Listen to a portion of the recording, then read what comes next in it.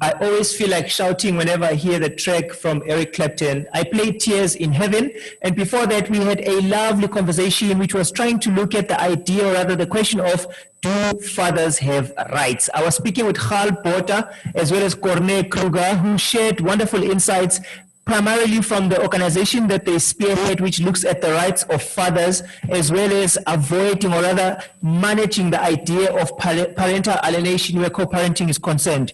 Next up is my guest from Ife. He is based in Osun State in Nigeria. The name is Mr. Brian Epton, who's going to assist me answer the question, does religion perpetuate cultural erasure and xenophobia? Mr. Epton, you are welcome on Capital Radio 88.1 FM. Thank you very much, Tico. I appreciate it and welcome. I'm actually in Ife right now, but I've been living in Lagos, Nigeria for the past 13, almost 14 years. Wow. So I'm just in Ife visiting the Oni of Ife today. He had a son. There's been a prince born to the house of Ife, house of Oduduwa, on Wednesday. Yes, so there's been people coming to visit him from all over the world over the last few days, just to congratulate him and enjoy in the success of the birth of a child to the house of Oduduwa. Anyway. So. Yeah, definitely. And I've been told that if ever anyone has ever survived Johannesburg, Lagos, they will definitely survive New York. How true this is? I lived in New York for 4 years. I lived in most places in Joburg, from Browns Farm to Davidton, to Stax, to Pumville, to where did Benny live? Not Benny. The guy of the PAC, Khoisan X. Yes, yes. Lived out there. This is what I'm talking many years ago. So I lived in Alra Park as well in Gauteng. And I've lived in Lagos for a number of years, as you know, and I've been all over Nigeria. I found that New York to be pretty easy by comparison. Yeah. And having traveled so much, one wonders who Brian Epton is. Give us a sense of who Brian Epton is. Yeah, sure. Okay, first of all, over the last probably 20 odd years, I've been involved in marketing communications, specifically focusing and specializing on political communication. I'm the one that, I'm sorry, you have to blame me for. I launched Hennessy and Mohoto and Chandon into Africa in the mid-90s. And that time I recall fighting with the international marketing manager, say, listen, in Africa,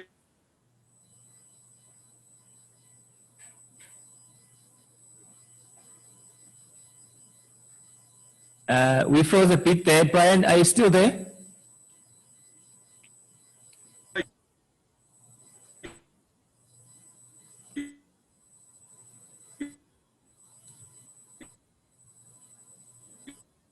I think the courts of Africa are not happy with the Hennessy statement you made.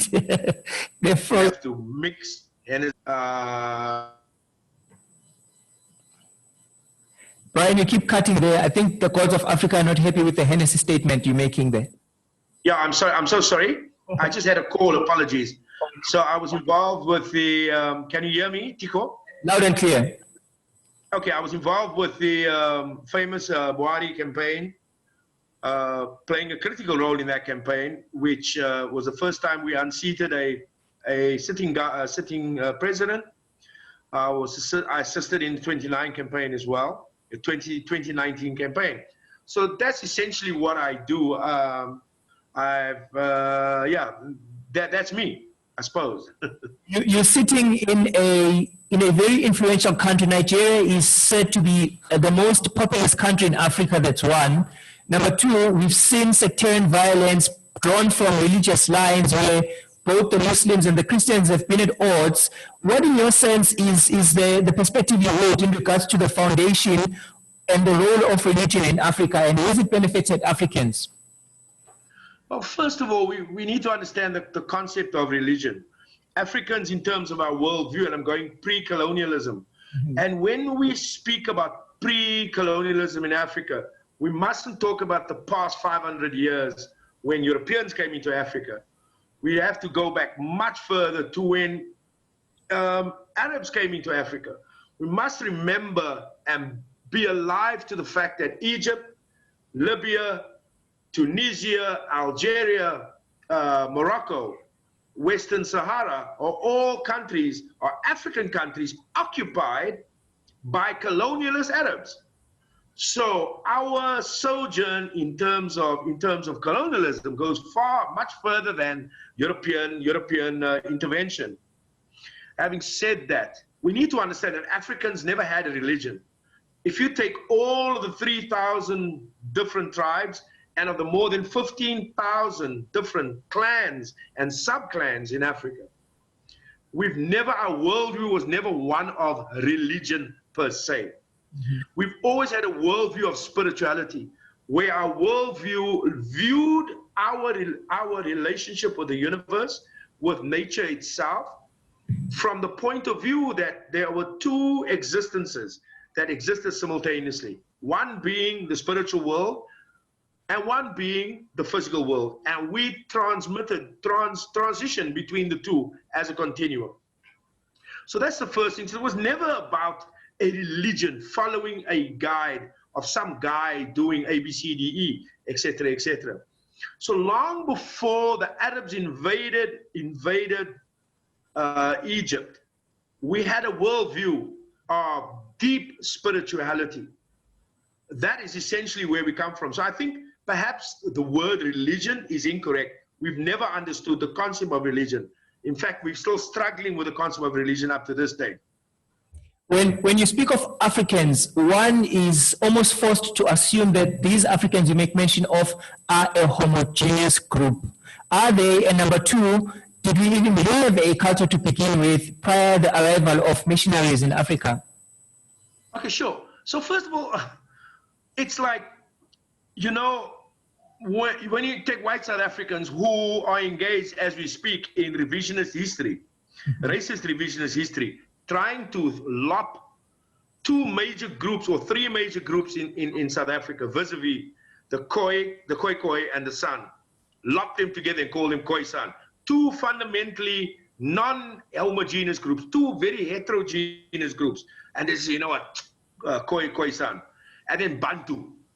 What is Bantu? Bantu we know as people.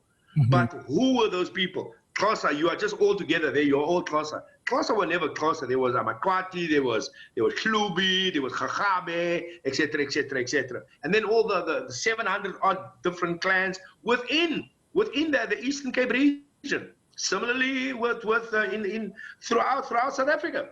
So were Africans homogeneous? Not even in our genetics were we homogeneous. How can Africans be homogeneous if we show the most diversity in terms of our mitochondrial DNA? So just from even on a micro level and a super micro level, from a mitochondrial DNA point of view, we're not even homogeneous. We are completely diverse. So there are more than 3,000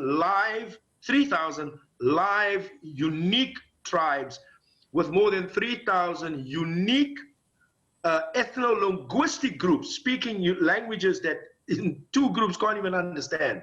Case in point, two cases in point. Let's come to Nigeria quickly. Nigeria has got 351 unique ethno-linguistic groups who speak every single day 351 unique languages which most groups can't understand. If you go to a little city in Kebbi State, which is in the northwest, in one town, which is probably the size of Beaufort West, there are 16 unique ethno-linguistic groups who can't understand each other, living there for hundreds of years. You go to a state like Taraba State. There are 81 unique languages in Taraba State. What does this tell you? Immediately, when you see so much a country, a continent with so much languages, it gives you the notion of time. It implies that people have been here for thousands upon thousands upon thousands of years, regardless of proximity. Okay, so I hope that answers the question. Definitely it does. Is there any validity to the question of linking xenophobia or Afrophobia to religion, and to what degree is this assertion true, if there are any linkages between the two? Okay, I see. That's a very clever question, and let me say, I'll explain to you why it's a clever question. The fact of the matter is that the advent of Islam on the one hand and Christianity on the other hand, Christianity brought to Africa a sense of otherness, that a sense of exceptionalism, because Africans by our nature are not exceptional. We struggle with the notion of exceptionalism. In other words, that are you saying you're better than me? Are you saying that your history, the river you grew up with, the tree that gave us shelter, or when we were whistling at the cows to come this way, or you understand what I'm saying? Are you saying that reality is better than my own reality when I was fishing, picking up perlamoon 2,000 years ago from the ocean? Do you get where I'm coming from? Yeah. So it's not about exceptionalism. And this is what religion, particularly Christian and Islamic religion, brought to Africa and imposed upon Africa, that when you're Christian, remember, if you go to, first of all, if you understand the Bible, Leviticus 25, 44 to 46, Exodus 21, 20, 21, it talks about slavery. It says that you can actually have slaves. It actually agrees that you can enslave people. And then you go to all of the papal bulls. I don't know if you know about papal bulls. Now, papal bulls, which was by various popes, starting in 1554, saying that, you know what, go after all of the Saracens, go after all of the pagans. If you get their land, take their land. If you get them, murder them where you find them. And this is what fueled colonialism. It gave justification to colonialists from Van Riebeeck all the way to Amerigo, to all of these people, murdering 100 million indigenous Northern Americans, murdering 35 million South Americans, coming into South Africa, murdering 2 million Khoi and San people, murdering another 1 million Xhosa people. Do you understand? And then saying, you know what? Oh, it's Shaka. You get where I'm coming from. It wasn't Shaka, but that's besides the point. So it justified, like the Afrikaners justified their brutality, their theft, and their treatment and intervention of African peoples over the past 300 years, in terms of saying that, but you're not human. The Bible tells us that we have a biblical right to this land, where there's no such thing. The notion is not just ludicrous, it's bloody stupid. And this was all motivated, supported, underscored, underlined, and endorsed by religion. When I say religion, I'm talking now about particularly Christianity. Let's not even begin about Islam. We will not forget that that Muslims out of Saudi Arabia and Arabia took more than 100 million Africans, of which 90% died.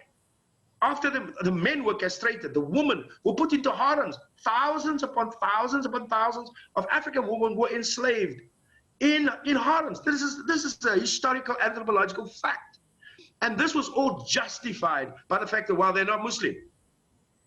And that is why you find hundreds of millions of Muslims around the world, not because they on their own recognized that Islam was a better or a greater or a lesser religion than what they followed, but we'll murder you all if you don't say Alhamdulillah, la ilaha, Muhammad Allah. Do you know all of that poppycock? If you go to Russia, if you go to Eastern Europe, millions of people became Muslims overnight, because if you weren't a Muslim, they'd murder you, and that's historical fact. But I want to tell Muslims, if Muslims are watching the show, let me break down something for Muslims right now. Those Muslims that have been to the Kaaba. Because when we understand the notion of God, a creator, as Africans understand a creator, all African groups, without fail, believed in a singular God, believed in a singular creator. I don't know, Toki, which tribe you're from in South Africa, but if you go to, pardon? I'm Sotho. Okay, you're Mosotho. Okay, so if you go to Mazulu as an example, Mkulukulu is a singular creator. Is a singular creator. Khoi, Xhosa, all of us. It's this Kamata. was a singular creator. There was never this polytheism. Of course, we never ever, and even up to today, Africans do not worship our ancestors. Let's put that in perspective. We revere our ancestors. This is a difference. We revere the memory and the lives and where our ancestors have been buried. We revere that. And Europeans and Arabs have chosen to disturb the graves of our ancestors like they have in Egypt, picking up mummies, and you understand, people are dead. If we were to go into England and just go and pick up white folk and study them, there would be outrage. There would be massive outrage. Or go to Makkah and go and dig up graves of these Arabs. There would be a massive outrage. But I want to share a message just very quickly. If you understand the notion of symbolism, codified symbolism, which is an African spiritual base, go to Kaaba, go to Makkah. The stone, which is the most venerated point of all Muslims in the world, is a black stone. And within the black stone is another black stone, and which covers the black stone, which is in the black stone, is a black cover. And the symbol of the devil and evil is a small little white stone where they throw 7 stones against. And still there's no pop going off in these Arabs and these white people, all these people, including African people. There's no pop going off in our brain. We are seeing this deep symbolism of power, symbolism of spirituality, which is, do you understand anything with relation to the pineal gland? The pineal gland is the singular object other than a black hole, which contains the most densest, deepest concentration of melanin of any creature in the world. It's so dense that in a black person, only in black people, we have the concentration of melanin, which is equal to a black hole. Now, no other human beings have these things. So we as spiritual individuals, we have gifted the world with spirituality. The Quran, the call to pray, which is the adhan, was created by a black man, Bilal, who was an Ethiopian. He got on the Kaaba and he called to pray. Muslims mustn't forget that the style of recitation of the Quran was invented by a black man, not a Muslim, not an Arab. So we gave them the soul. And when you go to Christian churches, these Christian churches will talk about all of the miracles and poppycock today. All of these things were given to them by black people. Black people have given Christians soul, Christian religion, soul, song, dance, rhythm. This is what our gift to the world and the universe. But I want to come back to, I think, to one of the important questions you are asking. You know, the notion of miracles in Christianity today. And I think, if I may, I just want to look at the time quickly, because I know you've got very limited time. Okay, I've got 8 minutes, I've got enough time. I've got a time again. So let's just look at Christian religion. First of all, come inside. First, my apologies. First of all, what is Christianity based upon? How many African people have actually studied what Christianity is? Christianity is nothing more than a fake religion. I challenge any Christian, anywhere on earth. I don't care if you're a scientist, a doctor, anthropologist, historian. There was no such thing as Jesus. Jesus was a fake creation, created in 365 during the Council of Nicaea by Constantine, quote unquote, the Great. It was a creation. And at that time, the overarching religion or spirituality was the cult of Isis. And the cult of Isis was an African woman. And Isis' son was an African child by the name of Horus. Horus was born 3,650 years ago. Okay, this is 2,650 years, 1,650 years before the so-called Jesus character. He was born on the 25th of December. He was born from a virgin Isis. There was a star in the east. I mean, you can, this is easy to even see. He was three wise men came to check on his birth. At the age of 5, he left the temple. He came back at the age of 31, and he was baptized by his cousin Anup. He raised his father Osiris from the dead. He had 12 disciples. He performed miracles. We refer to this, the only begotten Son of God, etc., etc., etc., etc. He was crucified in a tree for 3 days and ascended bodily into heaven. This can be found cut into stone in Egypt, which is in Africa, by the way. So we ask ourselves the question, what is the truth of these religions when it's all been copied from African tradition? So if it's been copied from African tradition, and this guy Jesus never existed, he was an invention, he was a mythical character. There is more than, there is not a single scientist, there's not a single anthropologist, historian, etc., etc., that can even bring a smattering of evidence that anybody in the Bible existed. Anybody. In fact, Kiko, if you were to go to the biggest museum in the world, which is in Trafalgar Square, the British National Museum, you'll find 82% of all of the stuff in there, Africans. So let me ask you a question. How come you can find Africans, you can wear our shirts, our clothing, our toenails, our nails, our hair, our wigs, our afro combs, 4, 5, 6, 7, 8,000 years old. You can't find a fingernail of Moses, of Jesus, of David, of Solomon, of all those flunkies in the Bible. Not a single one can they bring to the table. But it's all in the Bible. Well, the Bible is the word of God. Really? There's 1,880 verses. So the question is, what has this done to the African psyche? And we have to ask ourselves the question, and we look at the rest of the world, we look at Africans, and we have to say that the intervention of religion, of these international religions, these interventions over the past 500 years has arrested the development of Africans. And we look at Asians and we ask ourselves, why are Asians moving as they are moving when genetically they're not even close to Africans? And I'm going to say this categorically. There is no single group on earth who has got the intellectual capacity, I'm talking potential genetically now, the physical and the spiritual capacity and potential that Africans have got. It is scientific, genetic proof. I don't care what anybody wants to say about this. You must face fact and wake up to the reality. Africans dominate everything. Everywhere we go, we dominate. And that's why they keep us out of the game. As a continuum, and they must cheat and fool and trick us into believing that David Beckham's a great football player and not Ronaldinho. That Pirlo and Xavi is is a brilliant midfielder and not JJ Okocha. Do you understand what I'm saying? That all of these other strikers are not as good as Ronaldo and Didier Drogba, etc., etc., etc.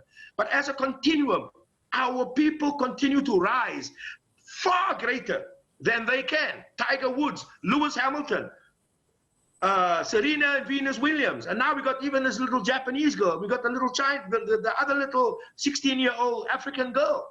So the question is,